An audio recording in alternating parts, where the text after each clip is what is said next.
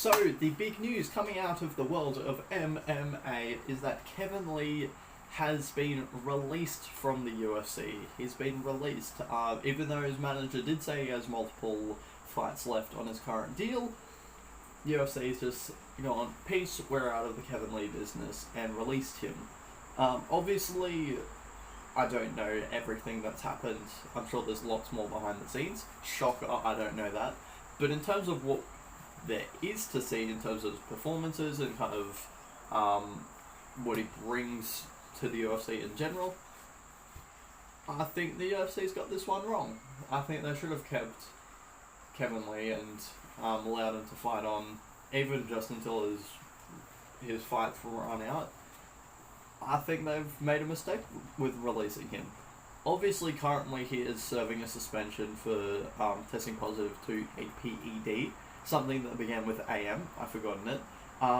But from what I could see, it's his first was it violations, or the first time he's been caught cheating, and although like that's what I'm saying, it's obviously very bad that he tested positive. There's lots of very good fighters on the current roster. I mean, like Brian Ortega, for example, who've tested positive once before.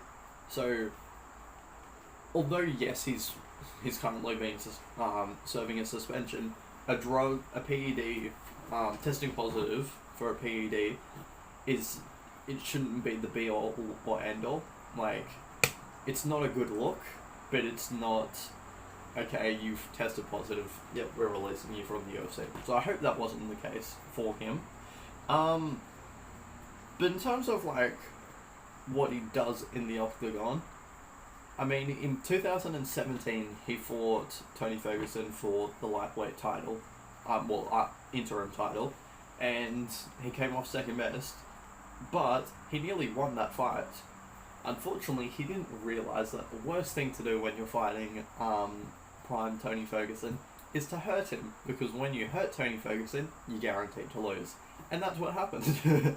He got very close to winning their interim title back in 2017. Like, although yes, he didn't win, he was never a UFC champion, someone who got that close, still, you know there's going to be lots and lots of quality there. And since that fight, I mean, on paper it doesn't look good. He's gone 2-4 in his 6 fights since fighting Tony Ferguson for the interim title. And although when you look at that and go, yeah, that's terrible, he's lost 4 in his last 6, and you go, oh, what was his last fight? His last fight was against Daniel Rodriguez, and he performed to his standards. He performed quite poorly, but I think that's a little bit deceiving, because his 2 wins were against Gregor Gillespie and also Edson Barboza, 2 very, very good opponents. His losses, obviously Daniel Rodriguez, also lost to Charles Oliveira, the current UFC lightweight champion. We've got Alaia Quinta, who's a beast. Yeah, I can still say he is a beast. And also RDA. Is that it, bro? Yeah, and then also RDA, who's a former lightweight champion.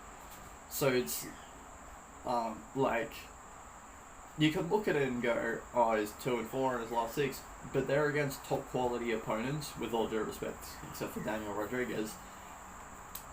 Like, he's still going to be competitive with the top quality fighters. It's not like he's had no chance. Like, even against Charles Oliveira, he like, it wasn't completely one-sided that Oliveira, you look to that fight and at any point you were like, oh, Kevin Lee's got no chance. It was still a fairly competitive fight. That's against the champion. So, like, to go from your competitive and going well up against the champion to, you're released from the UFC. Yeah, I don't like the UFC's decision too much. And then obviously to add on to that, because his last performance against Daniel Rodriguez, it wasn't great. It wasn't great. Let's be honest. You can say like, oh, maybe he's just way past his prime. He's only 29 years old.